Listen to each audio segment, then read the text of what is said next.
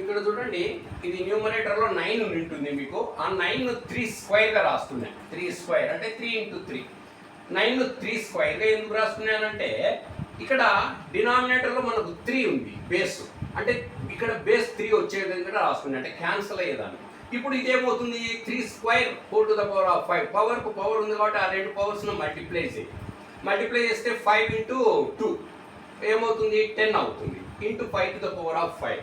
ఇక్కడ ఏమవుతుంది, మనము ఫ్యాక్టోరియల్ రిమూవ్ చేసినాము కదా, ఆ డినామినేటర్లో ఫ్యాక్టోరియల్ 5 ఉంటుంది మీకు ముందు స్టెప్లో, ముందు వీడియోలో 5 ఉంటే ఫ్యాక్టోరియల్ రిమూవ్ చేస్తే 5, 4 అప్ టు 1 వరకు రాస్తాం. 1 వరకు రాసి ఇక డినామినేటర్లో 3 to the power of 5 మిగిలే. ఇక్కడ 5 2s పోతుందా, 4 2s, 3 3s, 2 3s.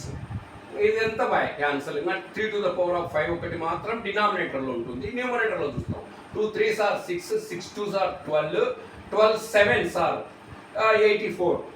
84 into 3, 84 into 3 అంటే 3 4s are 12, 3 8s are 24, 252. ఇక్కడికి ఏం మిగిలా, x to the power of 5. ఇక్కడ 3 to the power of 10 అవుతుందా, ఇది 3 to the power of 10.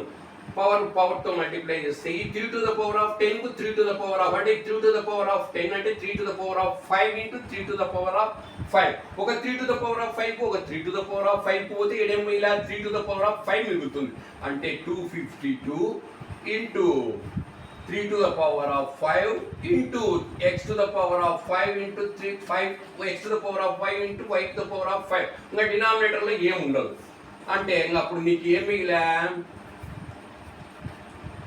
252 into 3 to the power of 5 అంటే 3 ఇంటూ 3 ఇంటూ 5 టైమ్స్ 3ని మల్టిప్లై చేయాలి.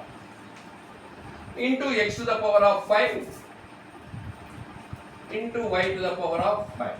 ఇది ఏమవుతుంది, 252 into 3 into 3 9, 9 3s are 27, 23 81, 81 into 3, 3 ఒకటిలో 3, 3 ఏమో 24 అంటే 243 into x to the power of 5 into 5 to the power of 5. ఇది మల్టిప్లై చేసి వేసుకోండి, ఆన్సర్ అదే.